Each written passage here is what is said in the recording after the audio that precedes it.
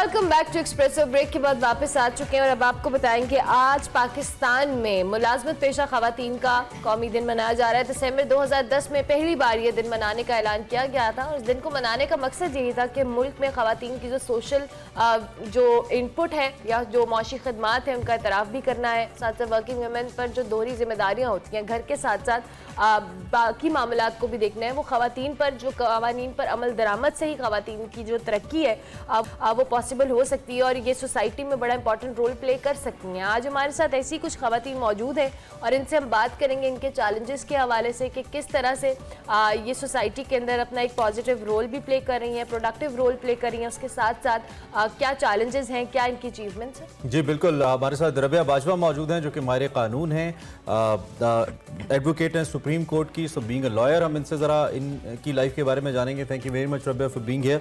और हमारे साथ इफ्रा सईद मौजूद हैं जो कि जिनका ताल्लुक ट्रैफिक पुलिस से है और ये कैसे रेगुलेट करती हैं, कैसे परफॉर्म करती हैं, इनकी लाइफ प्रोफेशनल एंड पर्सनल उसका बैलेंस क्या है, इस पे हम इफ्रा से भी बात करेंगे। Thank you very much to both of you formally कि आप लोग तशरीफ़ लाए। सबसे पहले तो मैं आप ही से शुरू कर लेता हूँ। Just keep this thing light because जब एक खातून बाहर काम कर रही होती है तो उसका इमेज वैसे ही थोड़ा घर में भारी भारी पड़ना शुरू हो जाता है कि ये कैसे मैनेज करती है एंड ऑल दैट। बट आप अकेले नहीं हैं, माशाल्लाह। अब तो पाकिस्तान में बहुत से लोग हैं जो कि काम कर रहे हैं और ख़वातीन ख़ास तौर पे। आप बताइए आपके लिए being a women, being a working women, कितनी चैलेंजिंग है लाइफ, या आपको लगता है कि नहीं इट्स नॉर्मल? नहीं, ऑब्वियसली कि जो हमारी जो एक सोसाइटी है उसके अंदर ऑब्वियसली बहुत चैलेंजिंग तो है। और ख़ास तौर पे जो हमारा प्रोफेशन है लीगल प्रोफेशन, इसमें टाइमिंग के हवाले से आपको पता है कि कोई ऑल द टाइम आपका यही होता है कि आपको काम करते हैं, आप कोई टाइमिंग्स ऐसे फिक्स नहीं होते। उसके बाद और आपकी जो फैमिली रिस्पॉन्सिबिलिटीज़ हैं वो भी आपके ऊपर होती हैं। लेकिन ये होता है कि अगर आपके पास सपोर्टिव और कंड्यूसिव एनवायरनमेंट हो तो आपके लिए बहुत आसान हो जाता है। तो जहाँ तक मेरे अपना घर का ताल्लुक है तो उधर से तो मुझे शुक्र है कि मतलब कभी भी कोई प्रॉब्लम नहीं आया, बल्कि बड़ा इनकरेजिंग है।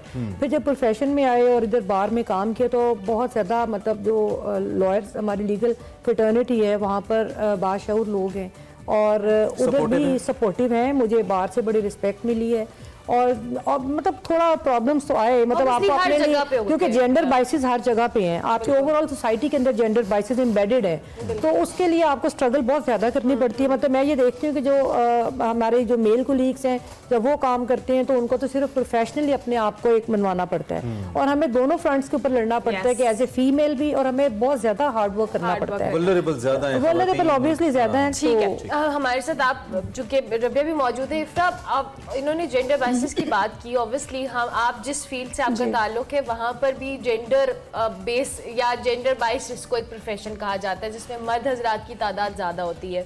आपके लिए इस प्रोफेशन में आना और इसमें यहाँ पे जो चैलेंजेस हैं, क्या आपको भी उसी तरह से प्रोडक्टिव और सपोर्टिव एक एनवायरनमेंट मिला? अस्सलाम वालेकुम। फर्स्ट ऑफ ऑल तो मेरी तरफ से सबको पहले नेशनल वर्किंग वुमेन डे बहुत बहुत मुबारक हो। तमाम बाहिम्मत ख़वातीन को मेरी तरफ से सैल्यूट है और नो डाउट एक नॉर्मल एक फ़ीमेल की तरह, जैसे कि आपने देखे कि जैसे भी आपने कहा कि फ़ीमेल जो हैं और स्पेशली पुलिस फोर्स में, यूनिफॉर्म फोर्स में, तो बहुत डिफरेंट है इस चीज़ को फेस करना। हमें घर को लेके चलना और साथ में एज अ प्रोफेशनल ये तमाम चीज़ों को लेके चलना, बैलेंस करना बहुत मुश्किल हो जाता है। लेकिन अब तो इतने यूज्ड हो चुके हुए हैं कि हम लोगों को लगता है कि जो घर में बैठी वुमेन है उससे ज़्यादा जो वर्किंग वुमेन है वो मैनेजेबल है। वो अपने हर काम को, हर चीज़ को, हर चैलेंजेस को बहुत अच्छी तरह से फेस कर रही है। यूजुअली आप लोग जिस, या हम लोग भी इनफैक्ट जिस बैकग्राउंड से आते हैं वहाँ पे बच्चियों को ज़्यादा इनकरेज किया ही नहीं जाता शुरू से। बिल्कुल ऐसे एग्जैक्टली भाई को आगे रखा जाता है। कोई टिकट खरीदनी है तो भाई जाके लेके आएगा, बैंक जाएगा तो भाई जाएगा, बाहर जाएगा कोई चीज़ लेने, मतलब बच्चियों को इतना कॉन्फिडेंस दिया ही नहीं जाता। और इसमें तो मैसिव कॉन्फिडेंस चाहिए, न सिर्फ कि आम आदमी से इंटरेक्ट करना है, अपनी फोर्स के अंदर भी जारी बात है बड़ा चैलेंजिंग होता है। तो ये जो कॉन्फिडेंस का फैक्टर है ये कैसे विद द टाइम खुद डेवलप होता है, वालिदैन की तरफ से ही होता है, या वो कहते हैं ना धक्के शक्के खा के बंदा फिर सेट हो जाता है खुद ही? अच्छा, ज्यादा तो वैसे धक्के शक्के खा के सेट होने वाली बात है। माशरे के अंदर जितने ज्यादा धक्के पड़ते हैं आप उतने ज्यादा स्ट्रॉन्ग फील होती हैं।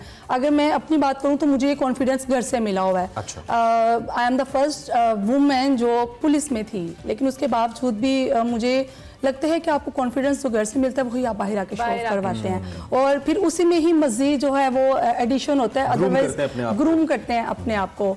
तो आप सही कह रहे हैं कि जिस तरह से हम इन्वायरमेंट में हमारा तो सारा इंटरेक्शन ही मेल के साथ है, हमने मेल से ही और इंटरेक्शन आप करना है यहाँ पे। फीमेल ड्राइविंग लाइसेंस सेंटर की इंचार्ज भी जी हैं, जी तो बिल्कुल वहाँ पर exactly। तो सारी अभी जो आप बात कर रहे थे कि हम लोगों ने ना ये एक ट्रेडिशन बना लिया हुआ है, हमारे अंदर एक हो चुका हुआ है कि हमने कोई भी काम करना है तो हम अपने मेल को आगे करेंगे तो देन ही अच्छी तरह से होगा। अब जैसे कि आपने कहा कि मैं इंचार्ज वुमेन लाइसेंसिंग टेस्टर हूँ, वहाँ पे वुमेन टू वुमेन सर्विस है, लेकिन उसके बावजूद जो फीमेल के साथ आने वाले मर्द हजरात हैं उनकी कोशिश होती है, वो डोमिनेट कर रहे होते हैं, वो डोमिनेट कर रहे होते हैं और वो हमें लेट डाउन करने की पूरी तरह से कोशिश करते हैं। बट हमें कि सिखाया गया है, जैसे मेरे ख्याल में ट्रेनिंग का हिस्सा होता है इसको cater बिल्कुल करना? एग्जैक्टली हमारी ट्रेनिंग का हिस्सा है। और ये सिटी ट्रैफिक पुलिस में लेडी वार्डन की पहचान है, नरम लहजा, शाइस्तगी, ये हमारी पहचान है।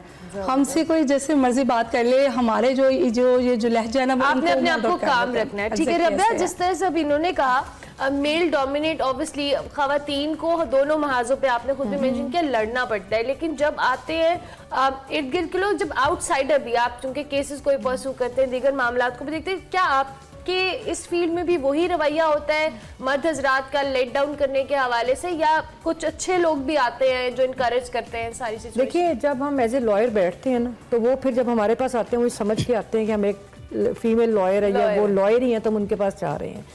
तो सबसे पहली जो बात मैं फील करती हूँ वो ये होता है कि आपकी इनर स्ट्रेंथ क्या है। अगर आप खवातीन पूरे पाकिस्तान की, मैं खाली लॉयर्स की बात नहीं कर रही, मैं खवातीन की बात कर रही हूँ कि अगर जनरली वो ये कुछ समझ लेना, एक परसेप्शन की बात है कि वो खुद बहुत ताकतवर हैं और वो मर्द के बराबर हैं, तो एज ए ह्यूमन बीइंग मतलब हमारे भी वही राइट्स हैं, हमारी बल्कि जिम्मेदारियां भी मैं कहती हूँ शेयर करते हैं हम लोग, और करनी चाहिए भी, तो फिर हमारे लिए रास्ता बहुत आसान हो जाता है।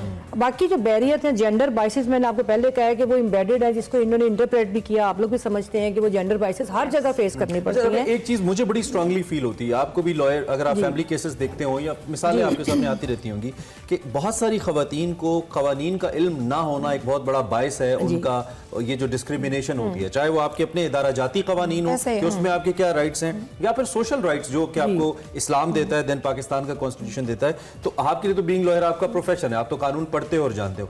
एक आम खातून के लिए कवानीन का जानना कितना इंपॉर्टेंट है? देखिए, मैं खवातीन की बात कर रही, मैं तो समझती हूँ कि मर्दों को भी बहुत सारे राइट्स का नहीं पता होता, और एक आपको पता है तबकाती समाज है जिसके अंदर जो एक आम तबका है वो वैसे ही पिस रहा है। तो उसके लिए मैं जब भी बैठती हूँ, जहाँ पर बात करती हूँ, तो मैं यही कहती हूँ कि उसमें मीडिया का बड़ा इंपॉर्टेंट रोल है। जो मीडिया लॉज हैं उसके अंदर भी प्रोविजन मौजूद है कि जो पब्लिक सेक्टर या ऐसे जो पब्लिक रिस्पॉन्सिबिलिटी अवेयरनेस कैंपेन है, उसमें आप ये भी शामिल कर सकें जो बेसिक कवानीन है कि उनकी अवेयरनेस दें। और ये जहाँ तक हमारे ह्यूमन राइट्स के जो ऑर्गेनाइजेशन है वो भी काम करते हैं, हमारी बार एसोसिएशन का बड़ा रोल है कि जो हर वक्त इन चीज़ों के ऊपर, इन इशूज़ के ऊपर अपनी आवाज़ उठाते हैं। तो ये मेरा ख्याल है कि हमारी समाजी जिम्मेदारी भी है कि, और अवेयरनेस के जहाँ तक आप बात करें तो सबको जरूरी है कि वो कानून को जाने। बिल्कुल सही, ठीक है। अच्छा, जिस तरह से इफ्रा भी इन्होंने भी मेंशन किया कि अवेयरनेस होना और इन सारी चीज़ों पे फोकस करना बड़ा इंपॉर्टेंट होता है। आपने जब ये फोर्स ज्वाइन की तो आपको कितना एक वेलकमिंग रवैया देखने में मिला और कितना डिस्करेजिंग मिला?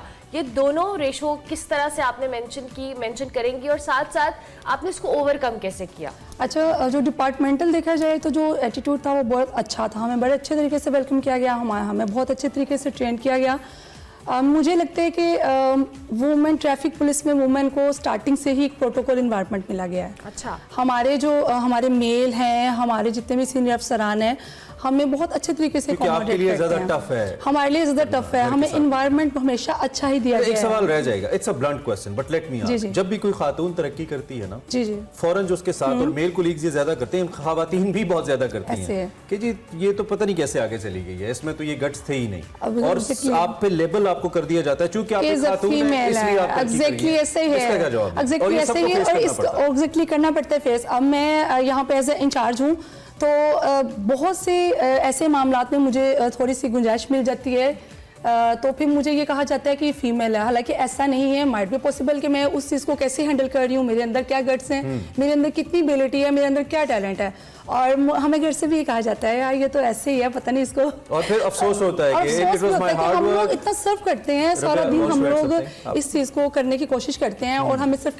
कह दिया जाता है कि लेबल है कि वुमेन है इसलिए क्योंकि उनको यहाँ पे खातून, मिल आप रहे कुछ हैं। अच्छा देखिए, मैं समझती हूँ कि अब चीज़ें तब्दील भी हो रही हैं। ये यकीनन होता था, लेकिन सबको नज़र आता है कि कौन किस तरह कर रहा है। थोड़े अरसे के लिए बात होगी तो लोग आपको अपना आप बनवाते हैं, जब तो सबको समझ आ जाती है कि कौन किसके पीछे खड़ा है और कौन अपने कैलिबर और टैलेंट से आया है। मैं यहाँ पर इस कॉन्टेक्स्ट में नहीं, मैं एक और कॉन्टेक्स्ट में ज़रूर बात करूँगी कि ये जो हम सब की जिम्मेदारी, खासतौर पर पोलिटिकल पार्टीज़ की मैं आज बात करूँगी कि जब इनके पास रिजर्व सीट्स की बात आई कि रिजर्व सीट्स की जब एक उसके पीछे एक जो विजडम था वो ये था कि जो खवातीन के लिए, क्योंकि एनवायरनमेंट इतना आसान नहीं है कि वो आगे आएँ, तो वो रिजर्व सीट्स रखी गई। लेकिन आपने बिल्कुल मेरिट के ऊपर उन सीट्स को वो फिल नहीं करते, और जो एक्चुअल पॉलिटिकल वर्कर होती है, पार्टी के साथ कमिटेड लोग होते हैं, वो सफर करते हैं। तो ये मतलब उस कंटेक्स्ट में नहीं कर रही जिसमें आपने क्वेश्चन पूछा, मैं वैसे कर रही हूँ कि हम सबको जिम्मेदारी है, खासतौर पर सियासी जमातों की भी, कि वो करें। और एक और बात मैं जरूर करूंगी कि अगर आप पाकिस्तान की हिस्ट्री को देखें तो हर मूवमेंट के अंदर, जो समाजी मूवमेंट है, जो पॉलिटिकल मूवमेंट है, उसके अंदर खवातीन का बहुत रोल रहा है, उसको कभी एक्नॉलेज नहीं किया गया। पाकिस्तान पार्टीशन के बाद अफवाह में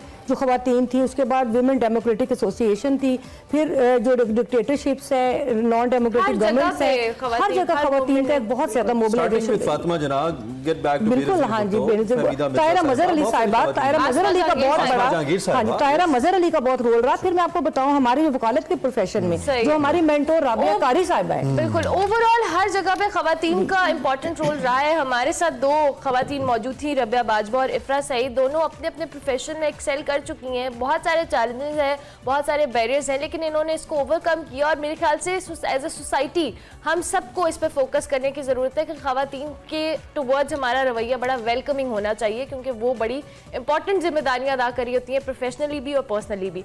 सो इन खवातीन से हमने आपकी मुलाकात करवाई। अभी हम एक ब्रेक लेंगे, ब्रेक के बाद वापस आएंगे।